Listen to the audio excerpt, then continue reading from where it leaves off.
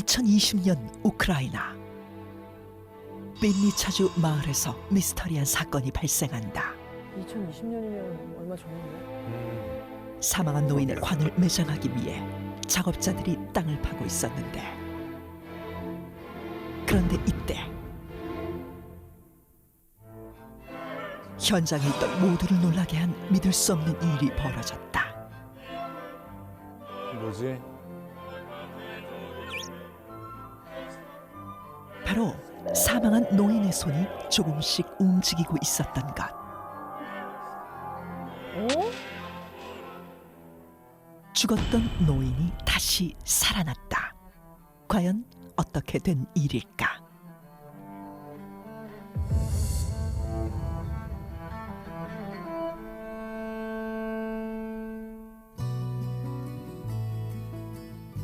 (2020년 2월 17일) 우크라이나의 작은 마을에서 83살의 노인 크세니아 디두크가 자택에서 심정지된 상태로 발견됐다. 돌아가신 거지. 노인을 발견한 가족들은 즉시 구조 요청을 보냈고, 신고를 받고 온 구급대원들은 노인을 살리기 위해 노력했지만 안타깝게도 노인의 의식은 돌아오지 않았다. 결국 맥박은 정지했다. 가족들이 지켜보는 가운데 노인은 사망 선고를 받았고, 가족들은 슬픔 속에서 장례를 준비했다.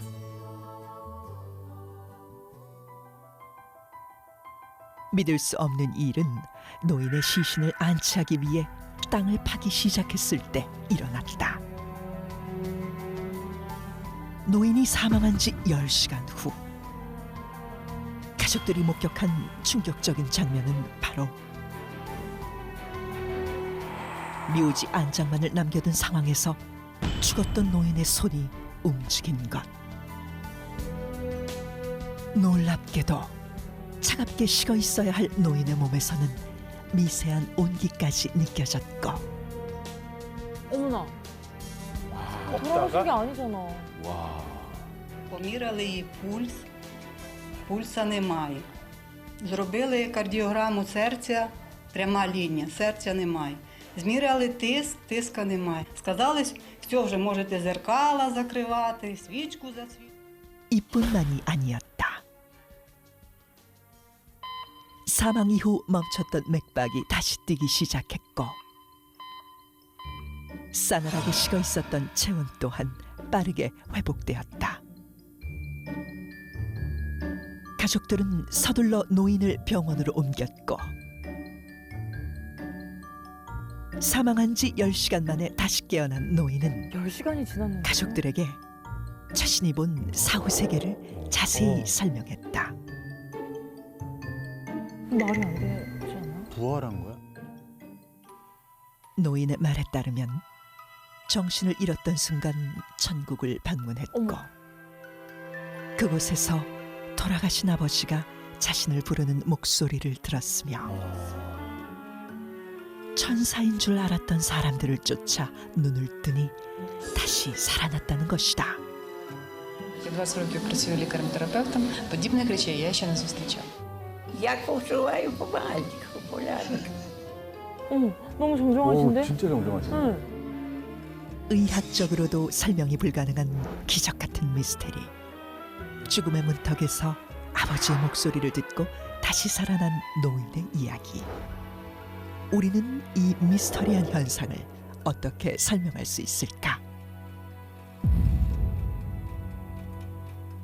오늘의 두 번째 미스터리 영상으로 만나봤는데, 사람이 죽었다가 다시 살아난다. 야, 이게 가능한 일일까요? MC분들은 어떻게 생각하시는지? 그 애초에 돌아가신 게 아니었을 것 같아요. 그러니까. 이게 돌아가셨다가 살아나셨다는 게. 그래도 저는 이 주제가 여태껏 다뤘던 것 중에 가장 흥미롭긴 해요. 그러니까 심정지가 왔고 10시간 후에 사람이 다시 체온이 올라가고 하는 것은 과학적으로 분명한 사건이잖아요. 그러니까. 그래서 그게 어떻게 일어났는지가 너무 궁금해요. 맞아요. 네. 자, 과학자분들께 여쭤야죠. 할머니가 어떻게 죽었다가 다시 살아나신 걸까요? 그 말씀하신 것처럼 처음부터 아예 그 죽음의 상태에 이르진 않았을 거다라는 게 제 생각이고요. 심장이 멈췄는데도. 제 생각에는 심장이 멈췄다고 판단을 의사가 했을 텐데 아마도 약하지만 심장 박동이 계속 유지됐을 가능성도 있고요. 그래서 돌아가시지 않은 상태라고 보는 게 맞죠. 장 스페르망이라는 분이 통계를 제시를 했어요. 그러니까 지난 2000년 동안 유럽에서만 400만 명의 사람들이 산채로 땅에 묻혔을 거다. 산채로 땅에 묻혔을 거다. 라고 하는 이야기를 하는 거예요. 오, 400만 명이요? 400만 명이 생매장을 당했다. 아니 이렇게 볼 숫자도 수가 있는 너무 많고. 비현실적이다. 어떻게 추정했는지는 지금 판단할 수는 없지만 꽤 많다는 거는 그러니까요. 그 대표적인 얘기가 왜 나왔냐면요. 우리 영화 보면 제일 자주 나오는 장면 있죠. 이 기계를 가져서 전기 쇼크를 쫙 줘가지고서는 네, 맞아. 사람이 이렇게 막 이렇게 반응을 보이고 네, 네, 네. 갑자기 심장이 다시 뛰기 시작하잖아요. 네. 이 CPR 기술이 1960년대에 생겨났어요. 그러니까 사실은 현대 기술로는 충분히 살았어요, 사람들이. 그 당시에는 심폐소생 기술 이 CPR이 없던 상태에서 죽은 것으로 인정이 돼가지고 묻혔을 거다라고 하는 통계입니다. 무섭다. 무섭다. 근데 이렇게 관 속에서 살아난 일들이 너무 흔하다 보니까 당시에는 죽음에 대한 공포보다는 죽었는데 살아나는 것에 대한 그런 공포도 더 컸을 것 같아요. 그렇습니다. 19세기에 이런 풍조가 유럽과 미국에서 좀 많이 유행을 했었죠. 뭐 유명한 작곡가 쇼팽 자신이 산채로 묻히는 것이 너무 큰 공포다 이런 글을 남기기도 했다고 하고요. 정말로 유명한 사례로는 미국을 대표하는 문학가 에드가 앨런 포 같은 경우에 이 주제에 되게 집착했어요. 에드가 앨런 포의 대표작 중에 하나가 때이른 매장, The Premature Burial이라는 단편 소설을 썼어요. 그 글을 읽고 또 그 공포가 더 확산되기도 했었는데 그렇다 보니까 한창 때 이런 공포가 심할 때는 역으로 자신이 만약에 사망을 했다라고 판정이 되면 최소한 산채로 묻히는 일은 없게 아예 뭐 이렇게 심장을 뭐 제거를 해달라라고 한다던가 뭐 목과 몸을 분리를 해달라 묻기 전에 처리를 해달라라고 유언을 남기는 그런 사례도 있을 정도였다고 합니다. 그 19세기에는 말씀하신 것처럼 이런 죽었다 살아나는 그런 사례들이 관찰되면서 사람들이 생매장에 대한 공포감이 굉장히 확산됐대요. 그래서 심지어는 19세기에 관해 구조에 대한 특허 같은 것들이 많이 나왔다고 합니다. 어떤 구조가 나왔어요? 한번 멘트를 보시죠. 깔아달라 이런 건가요? 이게 관이에요? 예, 어떤 거 같으세요? 되게 뚫고 나올 수 복잡하게 생겼는데요? 열고 나올 수 있어. 네. 아 그러네 문이 있네. 이게 당기면은. 이 관 안에는 여러 가지 구조가 함께 있어요. 이 사람이 일어나서 위로 올라가기 위한 사다리 같은 그런 구조도 있었다고 알려져 있고요.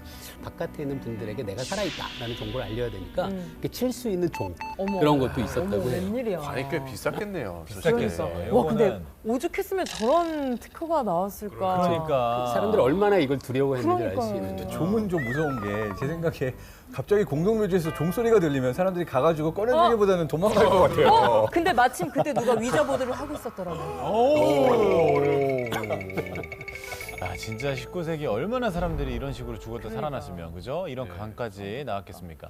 그런데 앞서 저희가 봤던 영상은요. 네. 2020년도의 일이었습니다. 의학이 발달한 21세기인 요즘에도 여전히 죽었다 살아나는 사례들이 들려오고 있단 말이죠. 혹시 들어본 적 있어요? 여러분들 주변에 죽었다가 살아난 사람. 흔히 임사체험이라고 얘기한다는데. 병원에서 저는 이제 MRI 어시스턴트를 여러 번 했었는데 거의 죽기 직전에 이제 환자 마지막 체크를 하러 빠르게 이제 MRI에 넣는 경우들이 있어요. 그럼 이분들은 사실은 그 안에서 돌아가시는 분들도 계시고 다시 살아나시는 분들도 있는데 보면은 이제 뇌의 일부가 파괴되어 있는 경우들도 있거든요. 근데 그런 경우에 또 많이 뭔가를 봤다 또는 내가 이렇게 경험했다라고 기억하시는 케이스들이 있기는 합니다.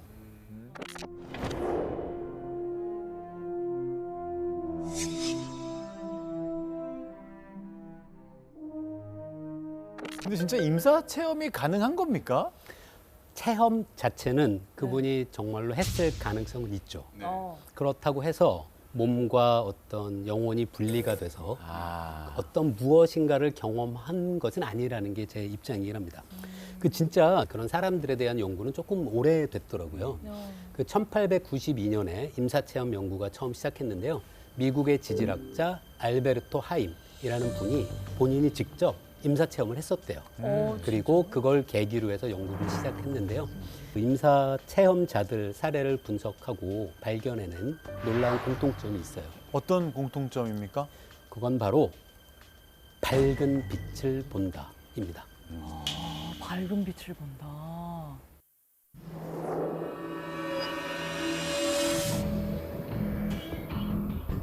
그 미국 신경외과 전문의이자 임사체험 연구가인 제프리 롱 박사가 임사체험자를 대상으로 조사한 설문조사 결과가 있습니다. 그 결과에 따르면 무려 64.6%의 임사체험을 경험하신 분들이 밝은 빛을 보았다고 응답한다고 해요. 그리고 우리가 아는 유명인들 중에도 그런 경험을 한 사례가 있는데요. 영화 원초적 본능으로 유명한 미국 여배우 샤론 스톤. 샤론 스톤. 어우. 샤론 스톤도요? 2001년 극심한 두통에 시달리던 그녀는 병원을 방문하게 되고 그녀가 진단받은 병명은 뇌졸중. 어머나. 수술을 앞두고 MRI 검사를 받던 샤론 스톤은 죽음을 경험했다고 증언한다. 게다가 의식을 잃은 그녀의 눈앞에 놀라운 광경이 펼쳐졌다고 하는데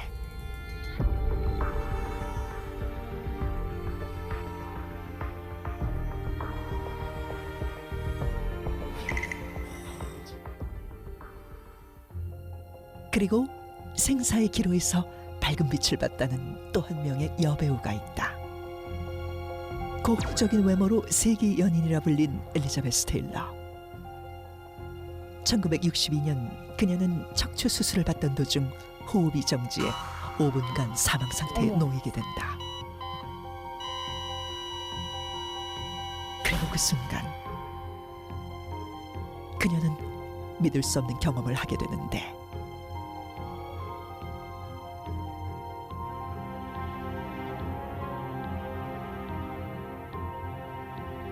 그녀는 밝고 긴 터널을 향해 들어갔고 터널 끝에서 비추는 강렬한 흰 빛을 목격하게 된다.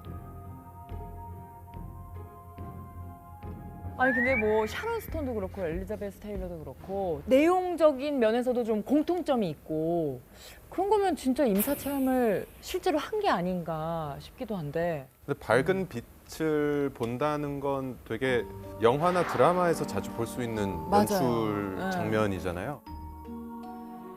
약간 평소 학습된 이미지가 그때 딱 이런 상상을 불러일으키는 건 아닌가 싶거든요. 어떻게 생각하세요? 무의식 속에 이렇게 남아있는. 자, 임사 체험자들이 말하는 그 밝은 빛, 이걸 좀 과학적으로 설명을 해주셔야 될 것 같은데요. 네. 어떻습니까? 죽음에 이르기 전에 심장 박동이 정지하면 우리 뇌로 전달되는 혈액의 양이 줄어들 수밖에 없어요. 그러면 뇌 안에서 일어나는 여러 가지 정보 처리 과정에 문제가 발생하는데요. 그때 가장 먼저 영향을 받는 것이 바로 시각 정보를 처리하는 부분이에요. 근데 우리가 사실 시각이 머물러서 굉장히 자세하게 정보를 파악하는 영역은 시야의 가운데 부분이에요.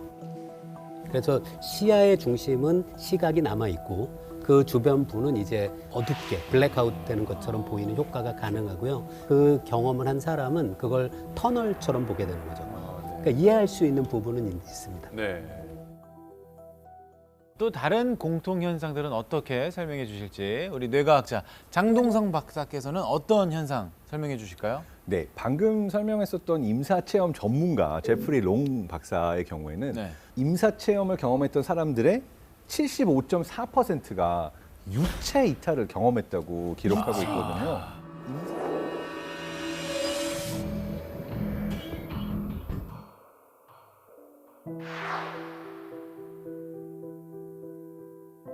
우리나라네요.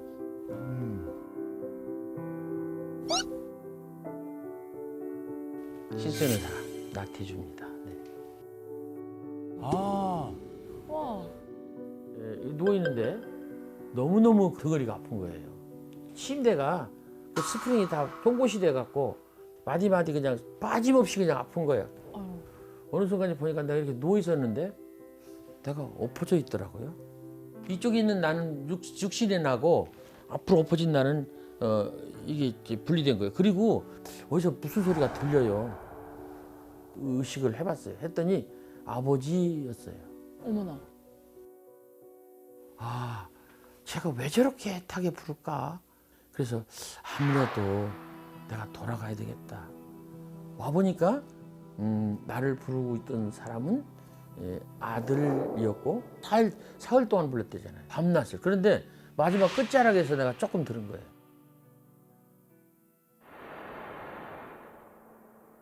안녕하십니까? 저는 변성식이라고 합니다. 엄청난 고통이 일어나요. 다 칼날이 다 찢겨 나가는 것 같은 느낌. 그러면서 이제 공중으로 쫙 올라가서 그 세계 아름답다는 곳은 생각만 하면 내가 동시에 거기 갔다 가면 런던 타워, 시드니 오페라 하우스, 브라질리아의 무슨 뭐 십자가상 그 곳을 마음껏 돌아다녀요. 유체 이탈로? 어머나. 그런 일을 겪은 이후에 홍콩에 출장을 갔어요. 제가 아는 데가 있는데 같이 가시죠. 이 바닷가에 있는 큰 넓은 레스토랑이 있는 거 거길 가가지고 같이 밥을 먹고 잠깐만요. 우리 이쪽 뒷골목에 가면 과일 파는 마차가 하나 있습니다. 그게 있을 겁니다. 네가 어떻게 해서 이걸 아느냐, 여기를 어떻게 언제 와봤냐. 내가 영으로 여기 와서 봤고 도로가 어떻게 되고 다리가 있고 뭐 하는 그런 모습들을 내가 봤습니다. 그래서 압니다. 이 양반들이 전부 다 놀리는 거예요. 그래서 그 얘기를 밤새도록 하느라고 거기서 밤을 새웠던 일이 있어요. 디테일하네요. 어떻게 이렇게 똑같이 내용이 같을 수가 있는 건지. 그러게. 진짜 유체 이탈을 하지 않고는 이게 말을 할 수 없는 거잖아요. 전 유체 이탈에 대해서 뭐 큰 믿음은 안 갔었는데 네. 저렇게 또 나태주 시인의 그래, 경험담을 신뢰가 들으니까 이게 진짜 가능한 건가 싶기도 하고 혼수 상태에서 아들이 부르는 걸 진짜 들으신 거잖아요. 그러니까 이게 시각뿐만 아니라 청각도. 장 박사님, 이게 가능한 일입니까? 유체 네. 이탈? 그러니까 유체 이탈 자체는요 네. 불가능하다고 봅니다. 그러니까 이거는 뇌가 만들어낸 환각이에요.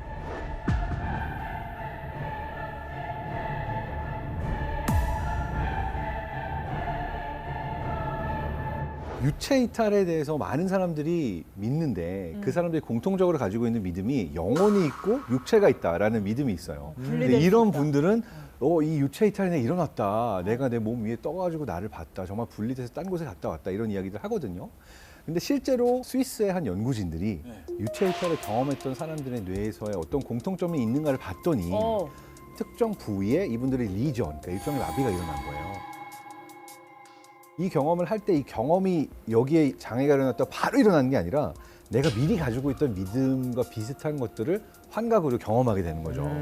그리고 나중에 더 신기한 건 이걸 가상현실 상태에서 사람들이 일반인들도 내가 다른 아바타 안에 들어가 있다는 강력한 착각을 줄 수가 있어요. 심지어는 그걸 어떻게 할 수 있냐면 내가 누워있는데 내가 내 위에 떠서 나를 내려다보고 있다는 착각을 리얼로 느끼게 할 수 있거든요. 할 수 있는 거예요? 네, 그 실험을 할 수 있는 아웃 오브 바디 일루전이라는 실험이 있는데 아까 그 유체 이탈을 경험했던 환자분들의 뇌 부위랑 똑같은 뇌에서 변화가 측정이 됐어요. 그래서 사실은 진짜 내가 경험했어라고 말씀을 하시지만 뇌과학의 입장에서 보면 이거는 환각이다. 설명될 수 있는 환각이다. 네.